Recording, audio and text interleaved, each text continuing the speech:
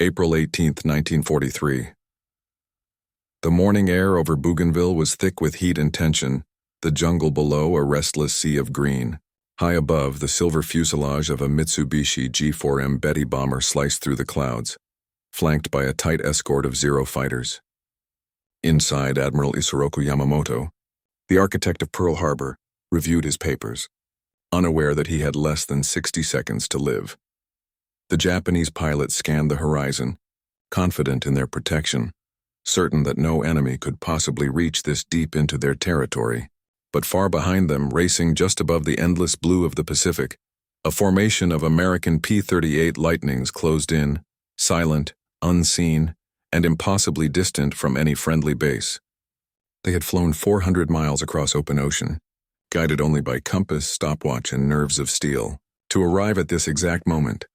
What was about to unfold would defy belief, even among the most seasoned Japanese commanders.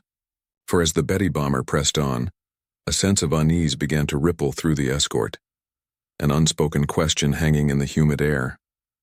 Could the impossible really be happening right before their eyes? At first it was just a glint on the horizon, something that could have been sunlight on the water or a trick of the clouds.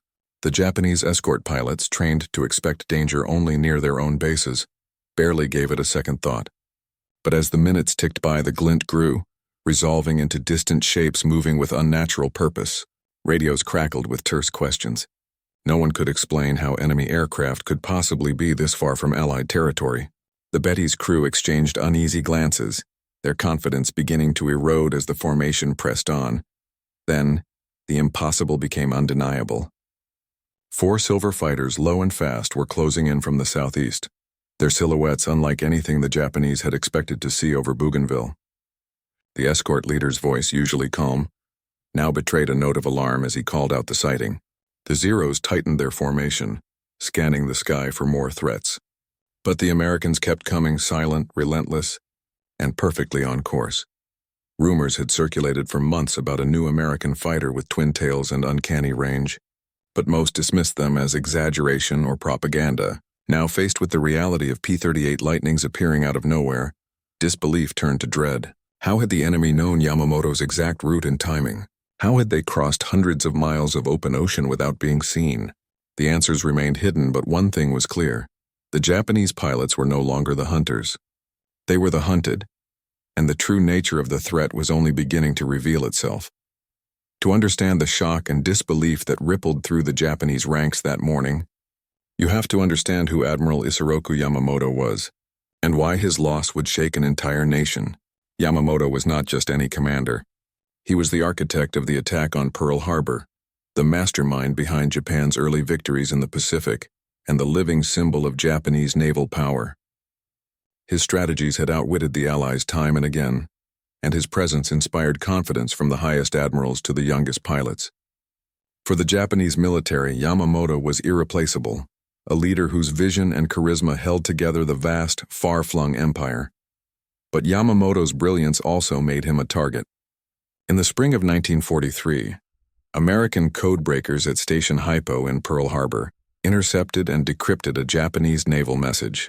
The transmission was shockingly detailed. It revealed Yamamoto's inspection tour of forward bases, including exact departure and arrival times, aircraft types, and escort composition. The intelligence coup was so complete, it seemed almost too good to be true. Yet the Americans knew this was their chance to strike a blow that could change the course of the war. The mission that followed was a David vs. Goliath gamble. The Japanese believed their commander was untouchable, protected by distance, secrecy, and a formidable escort. No American fighter had ever attempted an interception at such a range, over 400 miles of open ocean, with no landmarks, no radio beacons, and no margin for error. The P-38 Lightning, with its twin engines and long-range fuel tanks, was the only plane capable of making the journey. Even then, the odds were daunting. A single navigational mistake, a change in weather, or a slip in timing would doom the mission and its pilots. Yet the Americans pressed on, driven by the knowledge that eliminating Yamamoto could cripple Japanese morale and disrupt their war plans. The stage was set for a confrontation that would test the limits of technology, courage, and fate itself. A moment when the underdogs would risk everything to bring down a giant. The men chosen for Operation Vengeance were not just skilled pilots. They were a cross-section of America's wartime generation, each carrying their own scars, hopes, and reasons for flying into the unknown. Major John Mitchell, the mission's leader, was a quiet, methodical veteran with a reputation for calm under pressure. He'd grown up in Enid, Oklahoma, the son of a schoolteacher, and learned to fly crop dusters before the war. His steady hand and unflappable nature made him the backbone of the squadron. Among the killer flight was Captain Thomas Lanphier, a brash, competitive pilot from New York who had a knack for inspiring those around him. He was known for his quick wit and even quicker reflexes, but beneath the bravado was a deep sense of duty. His older brother had been killed at Pearl Harbor, and every mission was personal. Lieutenant Rex Barber, another key pilot, was a farm boy from Oregon who had learned to fly in the wide-open skies above his family's fields. He was quiet, almost shy, but his focus in the cockpit was legendary. Barber's letters home spoke of missing the mountains and the smell of pine, but also of a determination to see the war through to the end. The rest of the squadron was a mix of small-town boys, college dropouts, and young men who had never seen the ocean before shipping out to the Pacific. They bonded over shared hardship, long hours, cramped quarters, and the ever-present threat of death. Training was relentless, and the P-38 Lightning was a demanding machine, but the pilots pushed each other to master every detail. When the mission was announced, there was no shortage of volunteers, even when the odds were spelled out in stark terms. A 400-mile flight over open ocean, no radio contact, and a target that would be protected by the best the Japanese could muster. What drove them wasn't just orders from above, but a sense of purpose forged in the fires of Pearl Harbor, Midway, and Guadalcanal. For these men, the mission was more than a chance to strike a blow. It was a test of everything they believed in, and a chance to prove that even the most impossible odds could be overcome by courage, skill, and the will to see it through. The brilliance of Operation Vengeance lay not just in the courage of its pilots, but in the technical and tactical ingenuity that made the mission possible. The first stroke of genius came from the codebreakers at Station Hypo, who decrypted the exact details of Yamamoto's itinerary. But intelligence alone wasn't enough. The Americans needed a fighter that could reach farther than any before. The Lockheed P-38 Lightning, with its twin engines, long wings, and massive fuel capacity, was the only aircraft in the Allied arsenal capable of flying the 400-mile journey to Bougainville and back. Outfitted with drop tanks, each P-38 could carry enough fuel for the round trip, but only if every maneuver was calculated to conserve every last gallon. The tactical plan was as daring as it was precise. Major Mitchell plotted a dogleg course, flying the P-38s at wave-top height, sometimes just 50 feet above the ocean, to avoid Japanese radar and coastal spotters. The pilots navigated by compass and stopwatch alone, with no radio transmissions to betray their position. Every heading, every turn, every minute was pre-planned and rehearsed because a single error could send the formation hundreds of miles off course. The tension in the cockpits was palpable. The pilots knew that if they missed the intercept by even a few minutes, Yamamoto would slip through their fingers and the mission would end in failure, or worse, in a watery grave. As the P-38s approached the intercept point, they climbed to attack altitude, still unseen and undetected. The Japanese, confident in their distance and security, never imagined that American fighters could appear so far from base. The element of surprise was total. When the Betty bomber and its escort finally spotted the P-38s, it was already too late. The Americans had turned intelligence, technology, and sheer nerve into a weapon the Japanese could neither anticipate nor counter.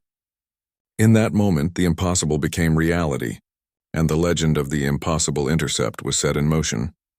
Confusion rippled through the Japanese formation the instant the silver shapes of the P-38s broke through the clouds. At first, the escort pilots thought it was a mirage.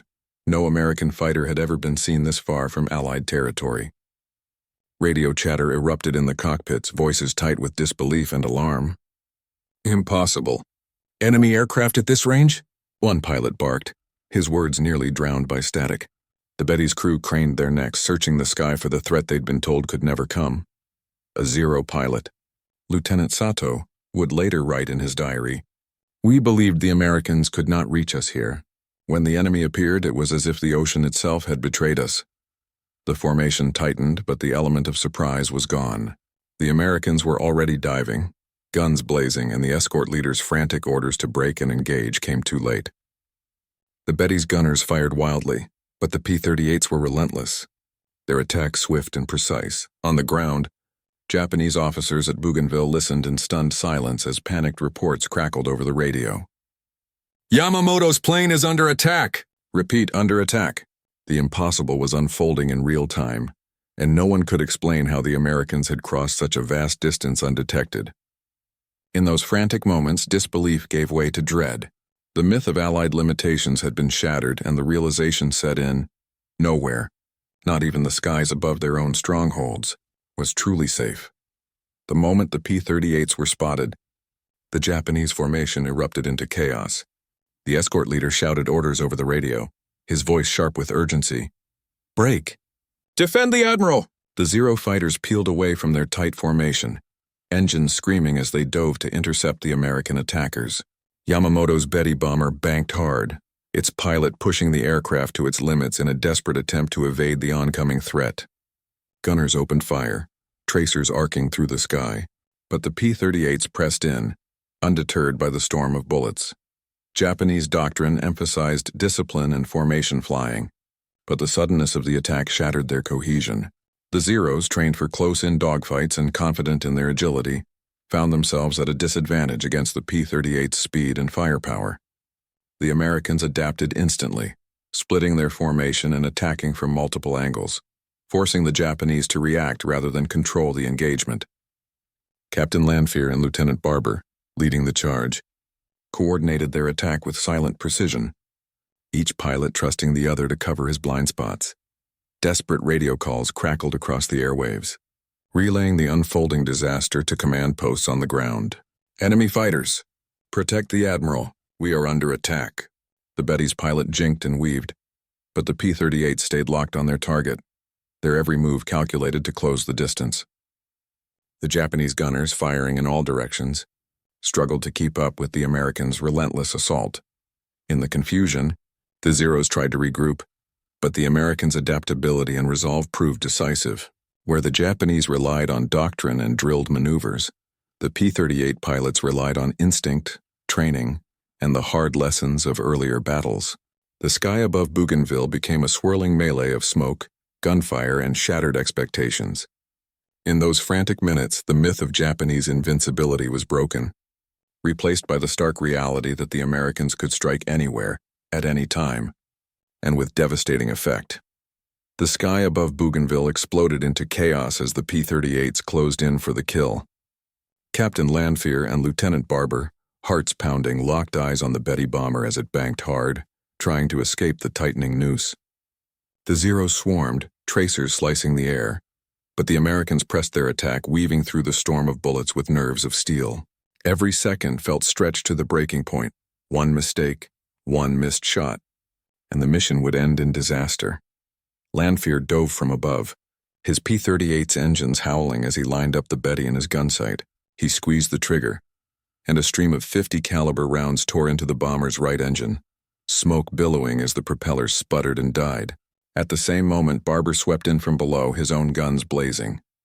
The Betty shuddered, its fuselage riddled with holes, and began to lose altitude.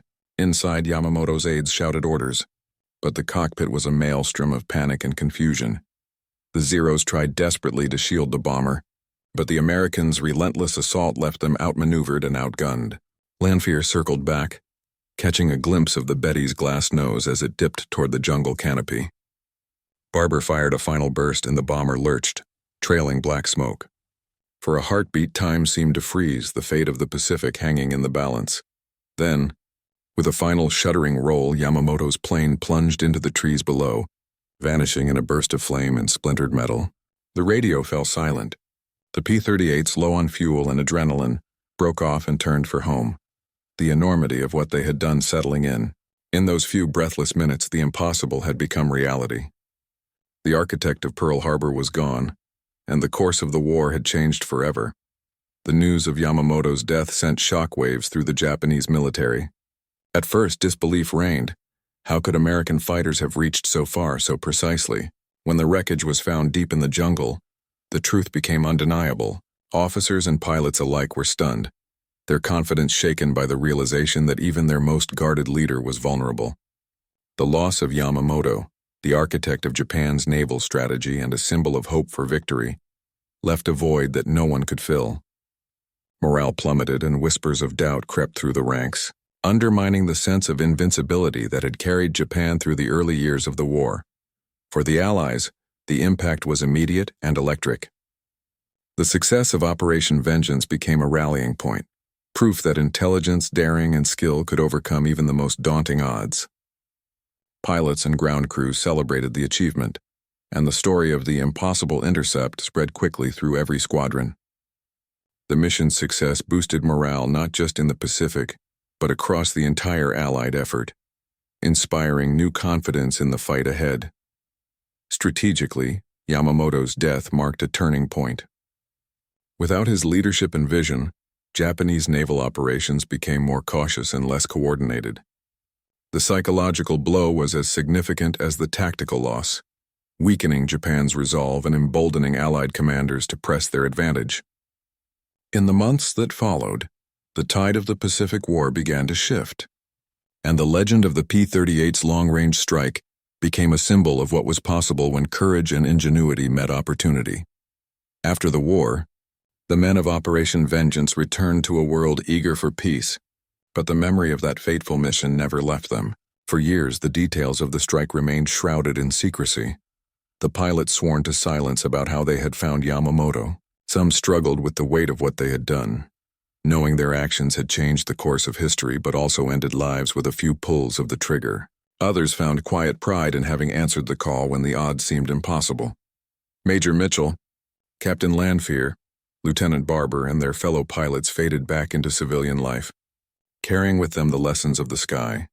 That precision, preparation, and teamwork could achieve the unthinkable. Their story became a testament to the power of intelligence and the courage to act on it, even when the risks were overwhelming. Yet beneath the headlines and the medals, they never forgot the cost, the friends lost, the enemies faced, and the burden of decisions made in the heat of battle. Operation Vengeance stands as a reminder that war is shaped not just by machines and strategies, but by the choices of individuals willing to risk everything for a greater cause. In the end, the legacy of the mission is not just a victory in the Pacific, but a lesson in the enduring power of human ingenuity, sacrifice, and the hope that even in the darkest moments, a handful of determined souls can change the world. If this story gave you a new perspective on the Pacific War, share your thoughts in the comments below. What would you have done in the cockpit that day? Don't forget to subscribe for more untold stories of courage, ingenuity, and the hidden moments that shaped history. Join our global community of history lovers, where your voice helps keep these remarkable tales alive. There are countless legends still waiting to be uncovered. Make sure you're here for the next one.